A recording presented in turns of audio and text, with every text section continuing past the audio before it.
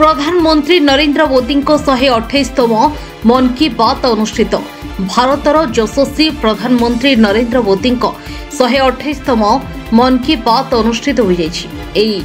मन की बात कार्यक्रम में सारा देशवासी को भारतीय नौसेनार दक्षता और पराक्रम विषय अवगत कराइथिले।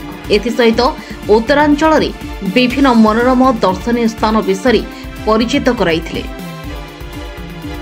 दर्शनीय स्थान व पर्यटन स्थली रे टूरिज्म माध्यम किपरि भाव समस्ते देशवासी परिभ्रमण करें से विषय अवगत कराइथिले। एभली कार्यक्रम को सारा देश में विभिन्न प्रांत लोक एलईडी माध्यम बीजेपी कर्मचारी देखाइबा सहित देशर विकास क्षेत्र में प्रधानमंत्री कार्य को बुझाइथिले।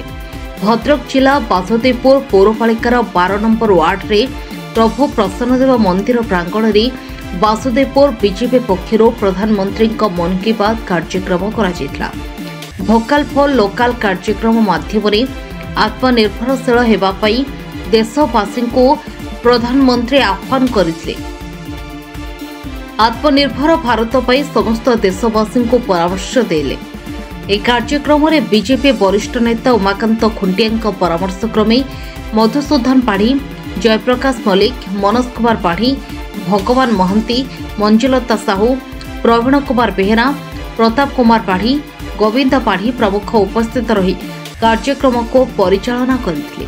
गाँव महिला मानक सहित पुरुष माने किछि उपस्थित रही प्रधानमंत्री मन की बात कार्यक्रम में जोग देथिले।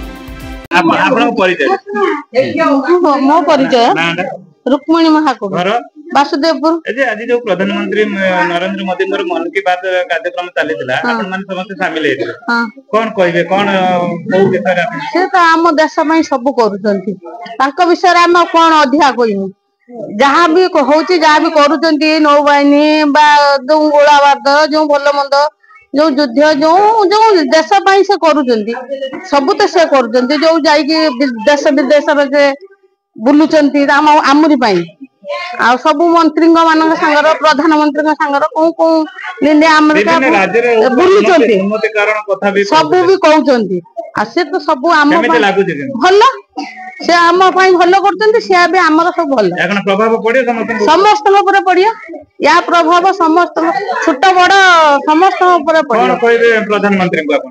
प्रधानमंत्री की मोर बहुत बहुत धन्यवाद आउ कृतज्ञ पाखर चिर कृतज्ञ आम आगामी दिन में प्रधानमंत्री भद्रक बासुदेवपुर रंजन मल्लिक रिपोर्ट न्यूज 18 ओडिशा।